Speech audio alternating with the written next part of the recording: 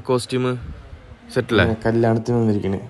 അപ്പം അങ്ങനെ കെട്ടൊക്കെ കഴിഞ്ഞ് നമ്മുടെ മെയിൻ ലക്ഷ്യം സദ്യ ഉണ്ടലാണ്. നാട്ടിൽ വന്നിട്ടുള്ള ഫസ്റ്റ് സദ്യ. അങ്ങനെ ഇലയും ഉപ്പേരികളും അച്ചാറും ഇഞ്ചുംപുളിയും എല്ലാം വിളമ്പി സദ്യ ഒരുക്കുകയാണ്.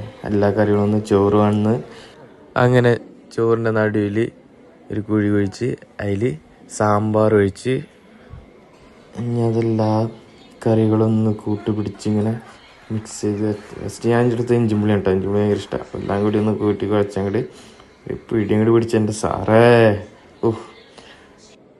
എല്ലാ കാലം അറിഞ്ഞില്ല. പായസം വന്നു, പാലട, മൈ ഫേവറേറ്റ്. പാലടയും കുടിച്ചങ്ങനെ രക്ഷയില്ലായിരുന്നു. ഒന്നൊന്നര ഫീലിങ്സ് ആയിരുന്നു. അങ്ങനെ അതും കഴിച്ച് 2-3 ഗ്ലാസ് പാലടയും കഴിച്ച് അങ്ങനെ വീണ്ടും ഇലക്കാലി. ഒന്നൊന്നര സദ്യയായിരുന്നു ഗൈസ്.